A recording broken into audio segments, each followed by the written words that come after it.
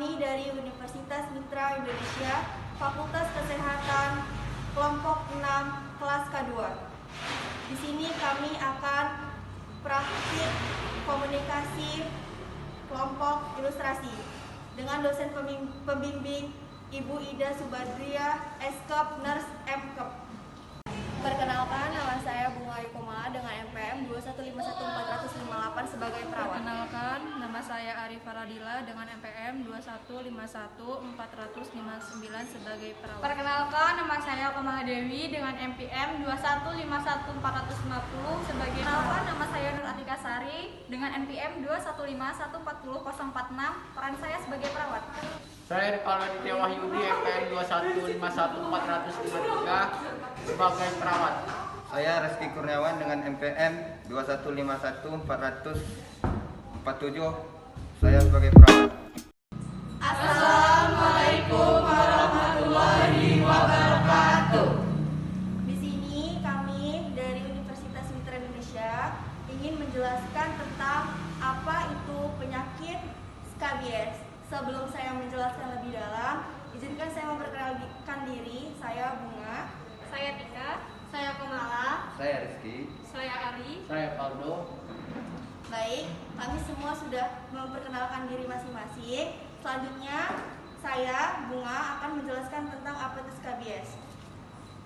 Jadi ibu-ibu, skabies itu adalah sebuah penyakit kudis atau penyakit kulit yang disebabkan oleh infeksi tungau atau Sarcoptes scabiei.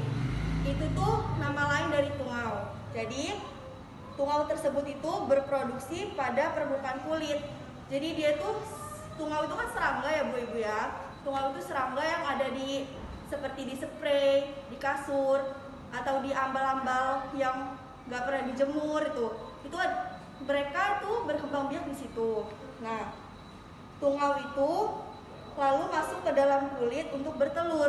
Jadi ketika ibu-ibu merasa digigit tungau, nah tungau tersebut itu berkembang biak lalu bertelur di dalam kulit ibu. Jadi itu yang menyebabkan rasa gatal. Nah, yang disebabkan rasa gatal itu karena tungau tersebut telah berkembang biak di situ. Jadi ibu-ibu sebaiknya untuk menghindari untuk terhindarnya biar tidak ada tungau ya harus menjaga kebersihan gitu loh ibu. Nah, jadi kalau memang ibu-ibu merasa punya rasa gatal, perih, nah itu lebih baik ibu cek ke dokter untuk diperiksa apakah itu penyebab tungau tersebut atau tidak. Jadi seperti itu.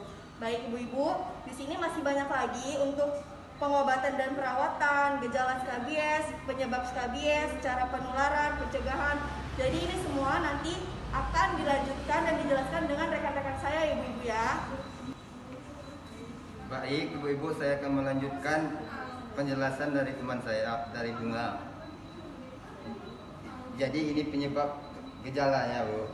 Itu ada gatal-gatal, ada bekas bintik-bintik, bercak-bercak merah, bintik-bintik merah di bagian kulit, dan ada bekas-bekas luka seperti luka bu.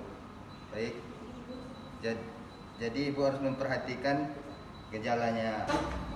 Baik ibu-ibu, di sini saya akan melanjutkan penjelasan dari rekan saya yang tadi sudah dijelaskan, yaitu tentang gejala skabies. Tadi kan teman saya sudah menjelaskan tentang gejalanya itu seperti bintik merah, bercak merah, gatal-gatal. Nah, di sini saya akan menjelaskan tentang penyebab skabies. Penyebab skabies yaitu adalah scabiei yang menginvasi kulit. Tungau ini biasanya terdapat di spray, gorden, bantal atau pakaian yang terinfeksi. Kemudian di sini saya juga akan menjelaskan tentang faktor resiko skabies atau kudis. Orang yang beresiko tinggi terkena penyakit ini adalah mereka yang hidup berkelompok. Contohnya yaitu seperti anak pesantren, narapidana atau keluarga dan lain sebagainya ya. Faktor risiko lainnya adalah orang-orang dengan daya tahan tubuh yang lemah, mengkonsumsi steroid atau sedang menjalani kemoterapi. Baik, selanjutnya akan dilanjutkan oleh rekan saya. Baik, ibu-ibu, sebelumnya kan sudah dijelaskan oleh rekan saya tentang gejala dan penyebabnya. Dan saya di sini akan menjelaskan tentang cara penularan. Yaitu yang pertama itu kontak langsung seperti berjabat tangan, tidur bersama, dan hubungan seksual. Yang kedua itu kontak tak langsung, misalnya kayak pakaian, handuk, spray, dan lain sebagainya. Dan selanjutnya akan dijelaskan oleh rekan saya itu tentang pengobatan dan perawatan SKBS. Baik ibu-ibu, kan tadi sudah dijelaskan ya cara penularannya oleh rekan saya. Selanjutnya saya akan menjelaskan pengobatan dan perawatan SKBS. Nah, perawatan itu ada perawatan medis dan perawatan rumahan. Nah, perawatan medis itu kayak krim permetrin untuk membunuh tungau, kudis, dan telurnya. Resep obat dokter juga bisa. Udah itu kekebalan yang lemah, memiliki kudis, berkusta, atau untuk menderita yang tidak menanggapi resep krim. Nah, kalau untuk perawatan rumahan itu bisa dinginkan dan rendam kulit ibu-ibu kalau misalkan atau anak-anaknya yang terkena skabies ini dalam air yang dingin. Setelah itu mengoleskan handuk dingin dan basah ke area kulit yang teritasi tadi skabies tadi ya Bu. Habis itu minum antihistamin atas saran dokter untuk meredakan gejala gatal yang disebabkan oleh kudis tadi. Nah, selanjutnya ini ada pencegahannya, akan dilanjutkan oleh rekan saya.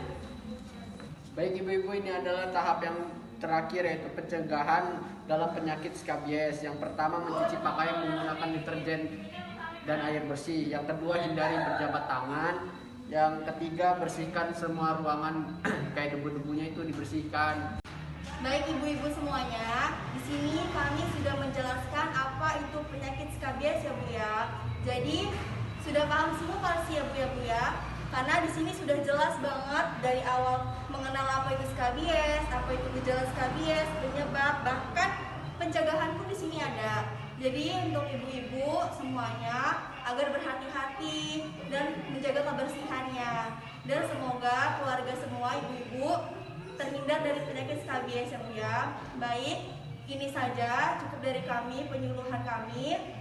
Kami akhiri, bila kami ada salah, kami mohon maaf. Terima kasih. Wassalamualaikum warahmatullahi wabarakatuh.